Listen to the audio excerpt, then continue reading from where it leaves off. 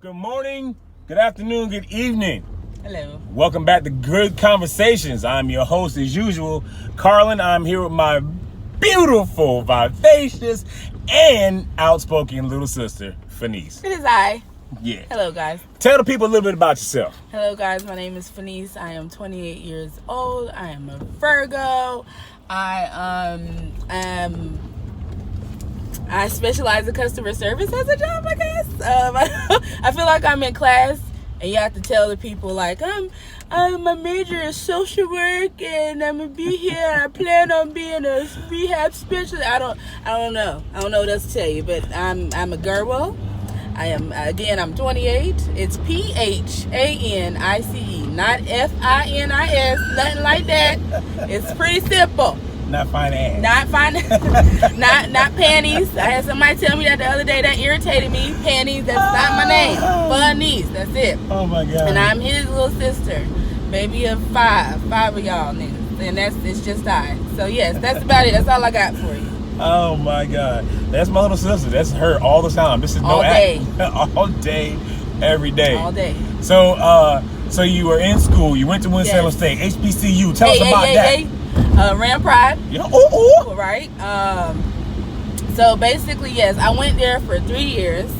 My major at first was psychology, and then it turned into social work. And I'll tell you why. Because I talked to my pastor, and he was like, yeah, most people in psychology major don't really make a lot of money. And I kind of feel like that's where I messed up. Because it was like I let somebody else tell me what I should do because they don't make a lot of money instead of doing what I wanted to do in the first place. That's where I made mistake number one, I feel like. And so anyway, I did change my major to social work. In my third year, it was so much going on, I left. So I only have like one more year at State to get my bachelor's degree. But then State was like, hey, what's up, homie? You owe us about 5 G's. I was like, guess I'll be continuing that at a later date. So that's exactly what happened. But a couple years later, I went to Forsyth Tech, which was a great choice. Community college. For those who don't know. Yes, correct. And I went there for 2 or 3 years and got my associate's degree in medical office administration along with 2 other certificates, which is why I stayed over like the usual 2 years. But after that, then I began working in the medical field, which is great. So yeah, that's that. So tell us a little bit about your decision to make the change. You told us what brought the change about. Yes. So what was the mind state, the process? I needed more money. Okay. And I was just looking for a way out because I like I said, I specialize in customer service. And for those of you that are in retail, y'all know, that is annoying. Yeah. After a while, customer service is not it. If you're not a manager or anything like that. And I feel like even if you are a manager, it's annoying. Trust me. So, I was tired of that. So I wanted something different. And, in the medical field, you're supposed, they say that's where the big bucks are and stuff like that. So I knew I liked, I wanted to be a receptionist. I knew I liked clerical work. So I figured administration would be my best bet. Plus, I have customer service skills. So I knew that I could, mesh the two together. So that was the decision to do that. Now, after I got the thing or whatever, the degree, and moved forward into working at a hospital, I didn't like it. See, and that is where stuff gets messed up. Where you like, okay, well, I'm getting my degree, I'm doing something different, and then you don't like it. So then it's money wasted, and time wasted, it feels like. And then if you're on a Pell Grant, which if you're not from North Carolina, I don't think this is a national thing, Pell Grants. I'm not sure. But I know in North Carolina, if you make a certain amount, you'll get approved for a Pell Grant where you don't have to pay money back to go to school. And that's exactly what happened at Forsyth Tech. Didn't have to pay for it. So I basically got a degree for free, which is cool. Beautiful. But I didn't now at this point, I'm still in customer service. I still haven't put it to work. So that's why I tell young people, whoever is watching, if you are thinking about going to college, make sure it's a degree that you want to do.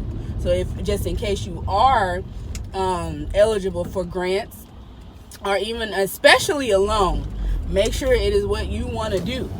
Make sure you know what you want to do out of that, and make sure that that's a passion of yours so it doesn't feel like a job. But yeah, that is what made me go to Forsyth Tech. And I feel like, I'm sorry to piggyback off of that, I feel like if you are in high school, don't let anybody change your mind on community college, because it's not as bad as people say. Because guess what? You could transfer from community college to a 4-year. Boom. And 2 years it's already out. And a lot of those credits do transfer. And they transfer. Yeah. And then you can also have an associate's degree and then work on your bachelor's. So you can be working a part-time that's paying way more than, our $7.25, which is minimum wage. Yep. You could be doing that as a part-time and still in school. So those are your options. To you high school seniors, to anybody that is thinking about going back to school or anything, think about all of that before you waste your time, money, and talent. But yeah, that's what made me move on. That's a lot. It was a lot. That really wasn't a good segue. You covered it all. My next thing was, talk to the young people about, but you did that on yours, a great segue of your own. Absolutely. So just to change speeds a little bit, you have 2 puppies, which are my niece and nephew dogs. There you go. Yuki and Lou. They are 6 years old now, 6 or 7. I can't remember off the top, but yeah, 6 or 7. They came from the same litter. But one looks like an Australian Shepherd and the other looks like a Lab. So both made for very interesting looking puppies. They were so cute though. They had one called named Pants because it was half and half the mom up front and half the dad. That's exactly what happened. His name was almost Biggie because he had a lazy eye, and he was so sweet. He was the sweetest puppy. He's still a sweet dog. But yes, Yuki and Lou, they are my children, my only kids. I don't have any other kids. The only child of 5 that don't have no children. Rare find in the world these days. Yeah, this is true. Thank the Lord. I'm not ready, y'all. I ain't ready just yet. Give me maybe a couple more years, I think. So you got a lot of things going on. I know because we just had a meeting with our other sister Phaedra about some things we've got going on. Yes. So do you care to speak about some of the things you have on the horizon, or do you want to keep that in the wraps? I'll talk about it. Okay. As much as you want to share to your comfort. Yeah. Whatever, because when it'll come out, then we'll most likely be starting to, advertise on it and Absolutely. stuff. So basically, I have a couple of shows. I've had a couple of shows on my heart and my mind for some time, and we're actually now starting to put the wheels on it. We're moving forward. So that's a good thing. I don't have names just yet because these are all still a work in progress. Mm-hmm. But basically, both shows consist of family values. We're talking to family members. I have a podcast coming up with my friend Brittany. The name for it now, hopefully it doesn't change, but it's, I just think it's funny how podcast or whatever. Okay. And that podcast is centering around accountability, and for that the format of it is we're of course going to talk about I'm sorry guys, there's a Dave & Buster's sign that has not been up there. I'm just now noticing it yesterday. Wow. Anyway, so I just think it's funny how podcast is centering around accountability. Basically, we're gonna of course talk about your pop culture, your events going on within the state, which is I think is going to kind of make us different, make us pop from other podcasts, because we're going to talk about news and events that's going on in Winston-Salem or in North Carolina, period, right? Yeah. So then we're also going to, when I say accountability, we're also going to bring up events of ours, personal events of ours that make us realize the way we are. So there are certain characteristics that make us up, right? That are a part of us. And of course, some of those characteristics we can evaluate and decide to change. And basically, it's just taking a step back and looking at what those things are, naming it, and then giving a resolution. This is, I saw this. I reacted like this. How can I be better? I realize I act that way. What can I do to not do that again or have a different mindset? Are you going to be aiming that towards gender, race, or so just general? I'm thinking general. Okay. When I say accountability, I'm thinking about personal. So, okay. For example, I can be a little hot-headed. I can get hot-headed fairly quickly. And so that's something that I realized about myself. So for me, it is, what is the root of that issue, and why do I react that kind of way, and what can I do to do better in situations? instance, Brittany, who is the other podcast member, she's my best friend, like my sister, like his little sister too. Yep. We have great conversations, and we're able to talk about those things, and we're able to, kind of decipher those things. So she can come to me with the issue and say, I don't know why it's like that, and I can decipher it fairly quickly and say, well, that's why. And then we can kind of bounce back off of each other. But basically, we are holding ourselves accountable, not necessarily anybody else. Even though that wouldn't hurt either. Every now and then we could do that. Mm-hmm. Just look and see what other people do and kind of evaluate that. But I figured it would be a greater touch if it were personally us. If I said, oh, well, this is how I do things. I know it's not right. Mm-hmm. Check me on it, and right. Then let's figure out what I can do to be better. So that's basically the meat of the podcast, and I'm really looking forward to that, because that's something different that I don't think a lot of podcasts are doing. A lot of podcasts are just talking about popular events and things that are pop culture things that are going on in the world, and we're going to do that too, but that's not the basis of the podcast. We're going to really hold ourselves accountable along with others on certain topics and certain things. Gotcha. So that's the podcast. Okay. So talk to us a little bit about your thoughts. You're talking about accountability. Now you're talking about personal accountability. So the things that you've done wrong or you do wrong, and being accountable for your actions, and how can you change it and better yourself. How do you think our accountability, going off of that, how do you think as a race, as African Americans, because it seems as though we're portrayed as the bad guy mm-hmm. all of the time. Like it's not, if it's black, it's a bad thing, and that's how the media portrays it. I'm just gonna be honest. Mm-hmm. If it's black, it's a bad thing. So, and then there's a lot of times where you're in public, and again, both of us working in the industry of retail, you see it, mm-hmm. And you hear it. And case in point, yesterday I was at work, and we work in the same mall, right? Mm-hmm. And there were these 3 black guys. And they were just being loud, walking around the mall, just being loud. I mean, and it was obnoxiously mm-hmm. loud. They weren't cursing or anything. They were just being loud. Yeah. So with that, how do you think accountability plays a role? How, as a people, can we be more accountable for each other? Like, is it a point where I should have been like, hey, look, bro, come on, man. Pipe it down. You know what I'm saying? Mm-hmm. Is there a level of accountability that you think that should be between, like, another black man to another black man, say, hey, you're acting out of pocket, bro. Why don't you. Well, in certain situations, right? Because, okay, let's just be real.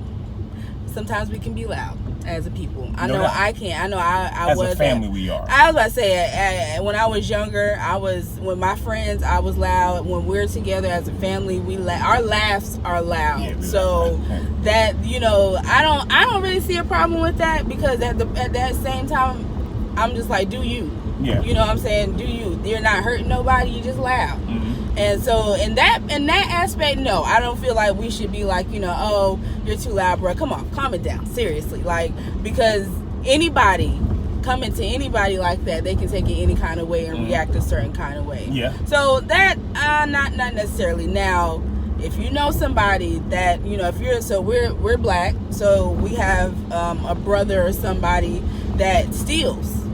Hold that man accountable. Gotcha. You have a man that is in these streets. Hold that man accountable. You got a home girl that is doing shicey stuff to her baby daddy. Hold that girl accountable. There are certain situations for that. In the media, they're going to portray it that way, but do what you want. You can. You do with that what you will. I feel like what's portrayed in the media, mm-hmm. and white people gonna do what they want with that anyway. Yeah, and let's be real, white people loud too. Yeah. Everybody's loud. Everybody loud, and everybody does stuff that's not right. I'm just saying, hold those people accountable. But when as a race, we do need to hold each other accountable, but for different things. Like if you have a friend that is not doing all of what they're capable of doing, if they're selling themselves short, hold that person accountable. It is time for us to hold our friends accountable for whatever. But as far as being, just being yourself, and that could just be being loud. Yeah. That's just you being you. But as far as doing anything that goes against the grain of who we are as a people, yes, you do need to hold them accountable. And it's hard. It is very hard to sit there and be like, look, you can do better. But you know what? I'll give you case in point. My best friend, Brittany, she sat me down and was like, you have gifts. You're not using them. You're capable of doing more. You are not just a desk job type girl. You're not. You're capable of doing more. That is holding your sister accountable for doing more. If you know that you're capable of doing more, why are you doing less? Why are you selling yourself short when you're capable of getting more, doing more? And I didn't take it offensive. I wasn't offended, rather. I just took it, and it was motivation for me to just keep going doing what I need to do. Right. And she was with me, by my side. So I guess that's another thing. If you're going to hold somebody accountable, be there with them to support them. Don't just hold them accountable and leave. You said what you said, and then I did my part. No, you didn't. Yeah. You're not done. If you're telling them, okay, this is what you need to do to better yourself, then don't just tell me, okay, you can better yourself, you can do this. Give me some resolutions, give me some steps. Right. If you got the answers, give me some steps. So don't just leave them. Right. Help them out after you hold them accountable. But yes, as a race, we do need to start holding each other accountable and not saying, oh, well, that's just the way they are, Yeah. And also, shoot, that comes along with things that are put under the rug, well, we're not going to talk about that. That's that's just the family. And no, that happens in the family dynamic a lot. And that's why in the black family dynamic, and that's why, and I won't say that, but that's what I have that's what the more experience with. That's the word I'm looking for. So that's what I know. So then, and then you hear about that, especially in the black families, that let's just put it out there. Let's put some scenarios out there where some molestations, rape, all of that is going on, and it's under the rug. Well, you just need to get over that. No, they don't. Yeah. They need to talk to somebody. Absolutely. And you need to talk to them too. Absolutely. They need to be there with them and hold their hand and believe them, and talk with them about that and get them the help that they need. So that's also, and holding that accusee accountable. Yeah. The accused accountable, holding them accountable, and if you want to get them help, that's great. You should. But yeah, no longer are the days where you're putting stuff under the rug. We got social media. We got people that are coming on the rise as far as teenagers and things like that are refusing to keep their mouth shut, period. And I think that's great. So yes, amazing. We need to hold each other accountable. We have to. We don't really have a choice if we're going to survive as a race. Do you ever see yourself as a You might want to park in mine. Okay. You ever see yourself as a mentor?